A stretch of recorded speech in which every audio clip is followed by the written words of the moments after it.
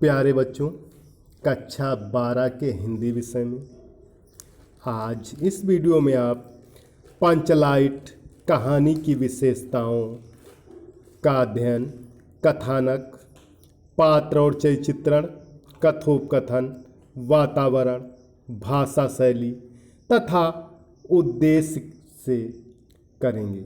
तो देखिए, पंचलाइट कहानी की विशेषताएं। पंचलाइट श्री फणीश्वरनाथ रेणु की प्रसिद्ध वातावरण प्रधान आंचलिक कहानी है।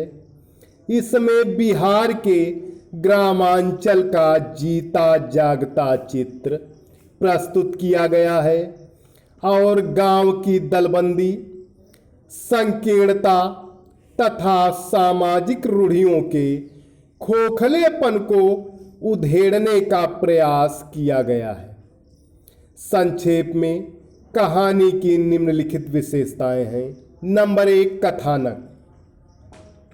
गांव के महतो टोली द्वारा रामनवमी के मेले से पेट्रोमैक्स, जिसे वे पंचलाइट कहकर पुकारते थे, खरीदी जाती है। उसके उद्घाटन के अवसर पर पूजन का आयोजन होता है।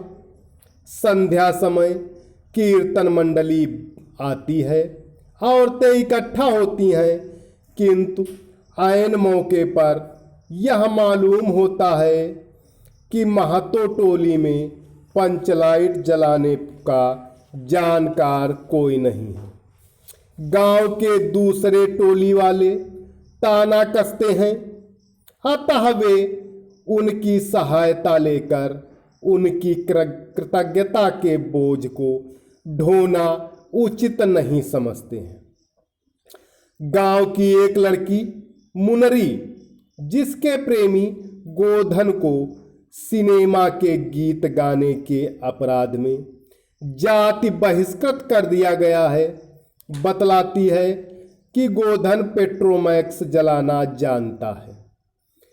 टोली का सरदार अपनी जाति की प्रतिष्ठा की रक्षा के लिए गोधन की सजा को वापस लेता है। गोधन बुलाया जाता है।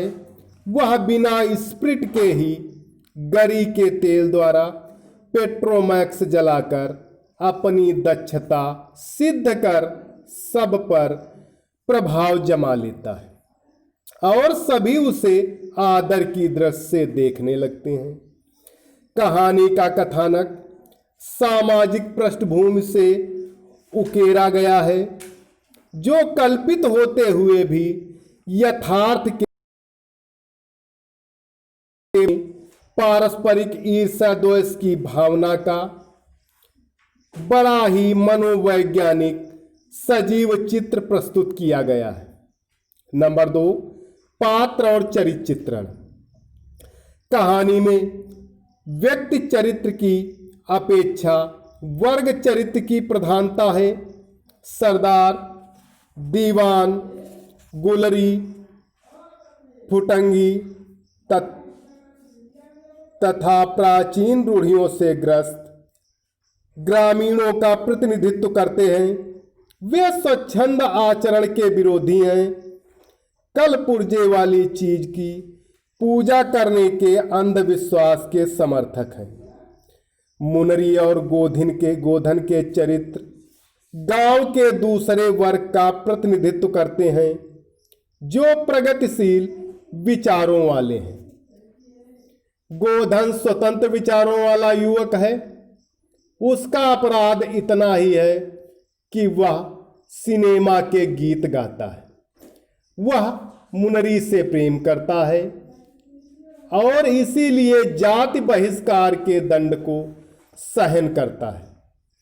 मुनरी गांव की साधारण युवती है, जो गोधन के जाति बहिष्कृत हो जाने पर भी पूर्ववत प्रेम रखती है, किंतु नारी के सहनशील संकोच और लज्जा के कारण सबके सामने अपने प्रेमी का नाम नहीं ले पाती और सहेली के माध्यम से सरदार के पास गोधन का नाम कहलवा भेजती है।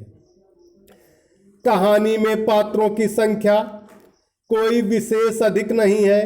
सभी पात्र ग्रामांचल की किसी विशेषता को व्यक्त करने के लिए रखे गए हैं। पात्रों का चरित्र चित्रण लेखकीय स्वकथन द्वारा हुआ है। कथोपकथन का सहारा बहुत थोड़ा लिया गया है, फिर भी चरित्र चित्रण अत्यंत ही स्वाभाविक और सशक्त बन पड़ा है। नंबर 3, कथोपकथन। कहानी में कथोपकथन बहुत ही थोड़ा है, फिर भी वह अत्यंत ही सशक्त और स्वाभाविक है।